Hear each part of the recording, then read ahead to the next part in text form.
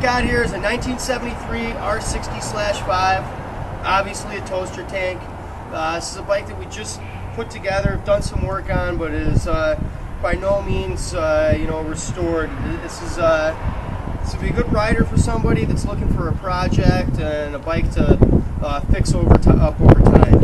Things that we've just done to the bike: set the valves, installed new points, and set the timing. The carbs are perfectly clean, totally rebuilt. All the brass pieces have been out and cleaned out, reassembled, full level set, the whole bit. The ignition switch has been replaced. It's come with a spike from 1955 to 1973. They all use the same key. This has been renewed with the key ignition from Rocky Point Cycle. So you have a key that goes in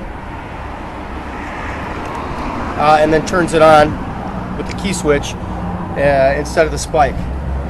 Renewed turn signal relay, so signals do work, all the lights work, and also did quite a bit of wiring, cleaning up the wiring in the headlight bucket. The wiring in the headlight bucket all looks like it should, works like it should. Any knowledgeable BMW tech would be able to pop this headlight bucket open and see what's going on, what works, what doesn't. So let's do a cold start on the bike. As you can see, the bike's ice cold. I'm grabbing the header pipe. You can grab a muffler on the back end even when the bike's pretty warm. Grab a header pipe right coming out of the exhaust. Even if the bike's been on for 5 seconds, it's going to be hot. Let's turn the fuel taps on. This bike, you have fuel tap on both sides. This fuel tap leaks. It's one of the things on the to-do list, but you can run it with just the right side. I just wanted to show you this leaking. These carbs, you want to tickle it. It's a primitive form of choke. Press the button. Doing the same thing, just on the other side. That floods the carburetor a little bit. You can see it does fire up. Start when she's ice cold.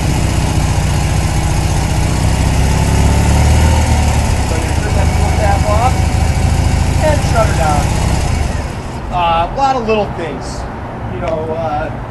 flaws or problems with the bike. As you can see, you got taper on the headlight ring here. Speedo, the needle for the speedo completely gone. The needle for the tack broken off, although these things do spin. No mirrors installed on the bike right now.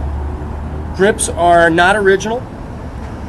There is, both tires need to be replaced. They're both dry rotted, old, cracked, and in poor condition. You've got this flat spot. I'm going to spin this wheel and Holly's going to film this, but there's a flat spot where you can see a little hiccup in the wheel. Not terrible, but certainly worth mentioning. The battery is a brand new Wesco battery. That's a plus.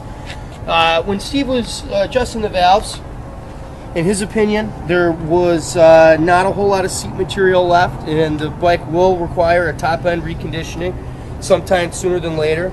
Although the bike, as you saw, it cold starts and runs, fires up and goes down the road just like it should. In terms of other flaws, seat's not original. These mufflers are /6 mufflers, not the cigar style /5 mufflers that would be appropriate for the machine. Got some paint missing from the tail light housing here. Toaster panels are actually in pretty good shape. Tank's in quite good condition. Fork boots are in nice shape, not cracked. I'm going to let Holly just take you on a tour of the bike because, spokes are a little rusty. This is not a trailer queen. This is a rider for somebody that wants to get into a /5. The reserve's low. Should be able to get into this bike reasonably inexpensively, but I would expect to spend some money over the course of the next few years owning this motorcycle. Yeah. Oh, I know. That's the way it goes.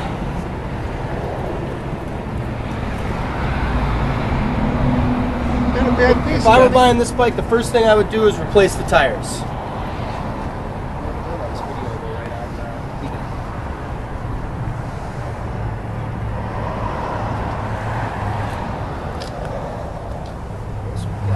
There is no side stand, although the center stand works and is in good shape, which you find that the center stands get beat up on these bikes, and actually where it taps into the frame gets damaged, which it can be quite an extensive repair.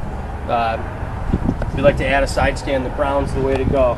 They're expensive at 140 bucks, but you get what you Well pay worth for.